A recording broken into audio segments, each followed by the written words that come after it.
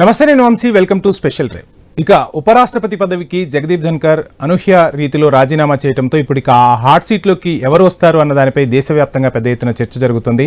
ఇక హాట్ సీట్లోకి వచ్చే అదృష్టవంతుడు ఎవరు అన్న దానిపై అన్ని రాజకీయ పార్టీలు కూడా చర్చించుకుంటున్న పరిస్థితి. ఇక ఉపరాష్ట్రపతి పదవికి ధన్కర్ రాజీనామా చేయడమే సంచలనమైతే ఇప్పుడు ఇక హాట్ సీట్లోకి వెళ్లేదు ఎవరు అన్నది కూడా అంతే లెవెల్లో చర్చ సాగుతున్న పరిస్థితులు కనిపిస్తున్నాయి. దేశ రాజధానిలో ఈ విషయం ఉత్కంఠ రేపుతుంది.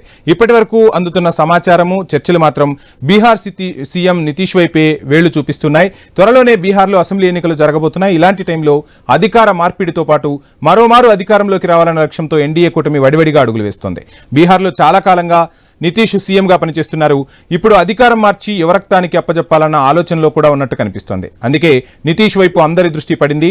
ఇప్పటి వరకు నితీష్ సీఎంగా పనిచేశారు. మళ్లీ అధికారంలోకి వస్తే బీజేపీ అభ్యర్థి సీఎం అయ్యేందుకు రూట్ క్లియర్ అవుతుందన్న ప్లాన్ కూడా ఉంది.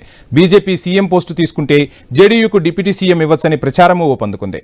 ఈ మధ్య భారతీయ జనతా పార్టీకి అనుకూలంగా ఉన్న ఎంపీ శశి థరూర్ పేరు కూడా ప్రచారంలో మారుమోగుతోంది. ఆపరేషన్ సింధూర్ విషయంలోనే కాదు, భారతీయ జనతా పార్టీ విదేశీ విధానాలను సమర్థిస్తూ పలు పోస్టులు కూడా పెట్టారు శశి థరూర్. ఇప్పటికే తిరువనంతపురం కాంగ్రెస్ నేతలు శశి థరూర్ పార్టీకి దూరమయ్యారంటూ కమెంట్ చేశారు.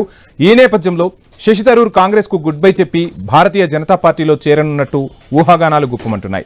ఇక శశి థరూర్ తో పాటు Jammu Kashmir lieutenant governor Manoj Sinha, Delhi lieutenant governor VK సక్సేనాల పేర్లు కూడా సీన్లోకి వచ్చేశాయి. వీకే సక్సేనా 3 ఏళ్లుగా ఢిల్లీలో కీలక పాత్ర పోషించారు. గతంలో అధికారంలో ఉన్న ఆమ్ ఆద్మీ పార్టీని ఉరుకులు పరుగులు పెట్టించారు. నాటి సీఎం కేజ్రీవాల్ ను విభేదించి నిత్యం వార్తల్లో నిలిచారు. అసెంబ్లీ ఎన్నికల్లో కూడా ఆప్ ఓటమికి ప్రధాన కారణం కూడా ఎల్జీ వివాదమేననే ప్రచారం కూడా ఊపందుకుంది. దీంతో సక్సేనా కూడా బరిలో ఉండవచ్చన్న చర్చ సాగుతోంది. మనోజ్ సిన్హా కూడా భారతీయ జనతా పార్టీ నేషనల్ కౌన్సిల్లో పనిచేశారు. ఆర్టికల్ 370 రద్దు తర్వాత ఏడాది తర్వాత జమ్మూ కాశ్మీర్ లెఫ్టినెంట్ గవర్నర్ గా బాధ్యతలు చేపట్టి కేంద్రపాలిత ప్రాంతంలో తనదైన ముద్ర వేసుకున్నారు. ఇలా ఉపరాష్ట్రపతి రేసులో పలు పేర్లు వినిపిస్తున్నాయి. ఎవరి వైపు మొగ్గు చూపుతున్నది మాత్రం సస్పెన్స్ కొనసాగుతుంది.